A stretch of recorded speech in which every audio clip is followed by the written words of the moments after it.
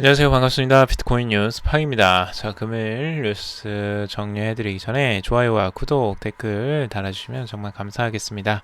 여러분들에게 도움이 되는 뉴스들 전해드리기 위해서 매일 노력하고 있으니까 여러분들께서 그 사랑 좀 보내주시면 정말 감사하겠습니다.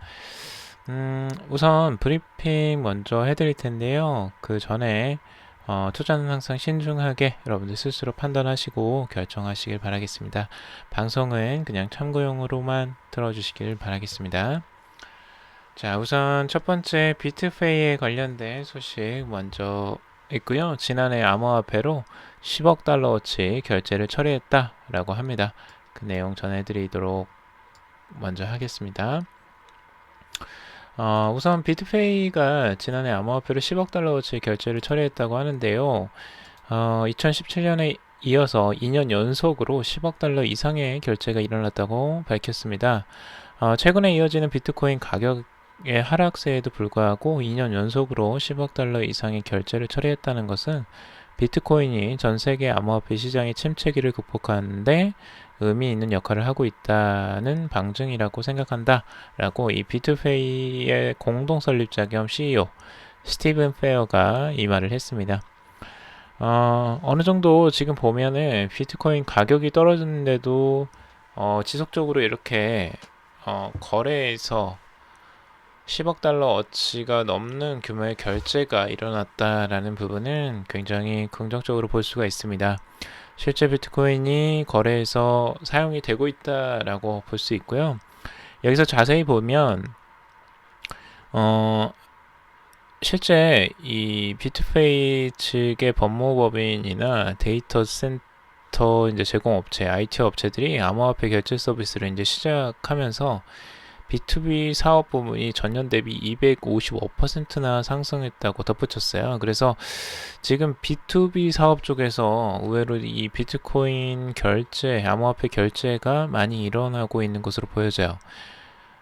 그리고 여기에서 지금 사용하는 업체들이 유료 텔레비전 사업자 이제 DC 네트워크나 이제 보안 전문 업체 해커원, 그리고 미국의 오하이오주 정부 등이 여기에 이제 들어가는데, 특히 오하이오주가 작년 11월에 미국 최초로 세금 결제를 비트코인으로 하도록 허용한 바가 있어요. 근데 여기에 이제 비트페이가 들어간 거죠. 그래서 비트페이는 현재 그런 부분들을 적극적으로 지원하고 있고 이제 결제 업무를 맡고 있는데, 비트코인 이외에도 이제 비트코인 캐시나 US 달러 코인, 그리고 제미니 달러, 팩소스 등의 여러 가지 스테이블 코인을 이제 지원하고 있다고 해요. 그래서 앞으로도 이런 암호화폐를 지원하겠지만 주력 암호화폐는 역시 비트코인이라고 합니다. 역시 비트코인에 대한 신뢰가 지금 이제 가장 크고 상당한 영향력을 끼치고 있기 때문에 그런 것으로 보여지는데, 최근에 비트페이는 시리즈 B 투자로 이제 4천만 달러를 투자받았고 총 투자 받은 금액만 7천만 달러라고 합니다. 7천만 달러가 넘어설 정도로 비트페이의 성장세는 계속되고 있는 것으로 보여져요. 그러니까 우리가 이제 시장 상황이 좋지 않기 때문에 대부분 다 좋지 않을 거라고 생각을 하지만, 이렇게 비트코인을 가지고 결제 처리를 하는 업체는 굉장히 잘 나가고 있다. 그건 뭐냐면 결국엔 비트코인을 활용하는 업체들이 아직도 많이 있고 늘어나는 추세라고도 할 수 있겠죠. 그래서 이런 부분들을 긍정적으로 보고 있어요. 그래서 시장 자체가 가격이 하락했다고 해서 이 죽은 게 절대 아닙니다. 자, 그리고 이더리움의 공동 창립자 선물거래소 에리스X를 지원을 나섰다라고 하는데요. 이더리움 공동 창립자인 컨센서스의 이제 창립자이기도 한 조셉 루빈이 암호화폐 스타트업 에리스X의 이사로 참여를 한다라고 합니다. 여기에는 에리스X는 이제 비트코인, 이더리움, 라이트코인의 이제 현물 거래 및 선물 시장을 제공하는 암호화폐 거래소를 준비 중이라고 해요. 그래서 지금의 이 투자를 지금 이 회사는 계속 받고 있고, 지난달에 이제 피델리티와 나스닥의 벤처 투자 부문에서 2,750만 달러를 유치했다고 해요. 그래서 여기 업체가 의외로 좀 주목을 받고 있는 것 같은데, 실제 이 선물 거래 업체이기 때문에 벡트나 이제 코인플렉스와 경쟁을 하게 될 것이라고 예상을 하고 있습니다. 그 업체인데 아무래도 선물 거래 업체들과 이런 이제 금융 거래소들이 앞으로 지속적으로 늘어나는 추세에 있어요. 그래서 이렇게 경쟁이 있는데에도 추가적으로 들어오는 업체들이 있다는 건 그만큼 자신감이 있다는 거고, 여기에 투자를 해도 내가 수익을 얻어낼 수 있겠다라는 자신감이 있다는 거죠. 그래서 이런 부분들을 한번 주목해서 좀 볼 필요가 있을 것 같습니다. 자, 그리고 윙클보스 형제의 소식인데요. 윙클보스 형제가 증권형 토큰과 스테이블 코인의 미래는 밝다라고 이야기를 하고 있습니다. 실제 스테이블 코인인 제미니 달러를 이미 발행을 하고 거래소에서 사용하고 있고요. 이제 증권형 토큰 쪽에도 관심을 갖고 있는 것으로 보여집니다. 윙클보스 형제는 여러분들 잘 아실 거예요. 그 ETF도 지금 신청을 했는데 아직 안 되고 있지만 여기에 굉장히 많은 투자를 하고 있고 굉장히 적극적입니다. 그래서 지금 투자되는 것들이 여러 가지가 있는데 이 사람들이 이제 이런 이야기를 했어요. 카메론 윙클보스라는 사람이 2017년 활발했던 ICO 암호화폐 공개 시장은 증권형 토큰 시대를 위한 패치닷컴일 뿐이라고 강조를 했어요. 이 패치닷컴이라는 게 뭐냐면 이 글로벌 그 기업인 아마존이 사업 초창기에 인수한 반려동물 상품 업체예요. 근데 이제 아마존의 반려동물 사업의 기반이 된 존재죠.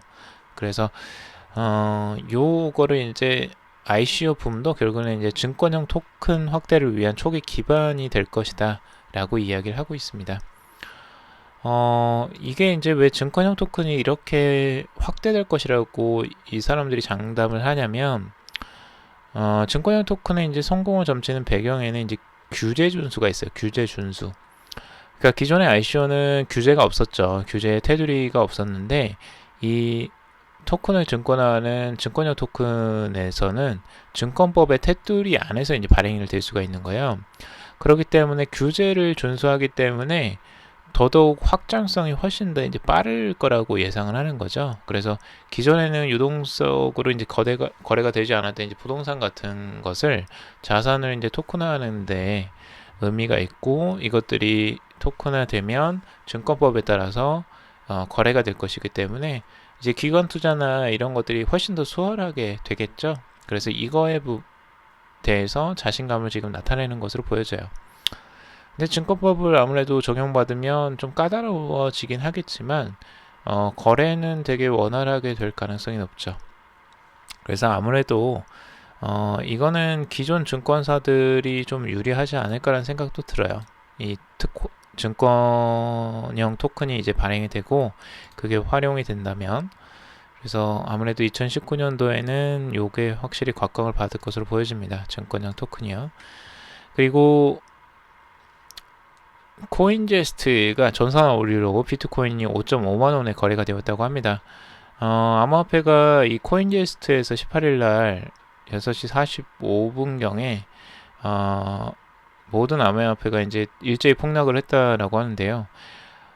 이게 업비트와 빗썸에서는 405만원에 거래됐던 비트코인이 한때 이제 95.5%가 하락해서 5.5만원이 된 거예요. 55,000원 정도 되겠죠.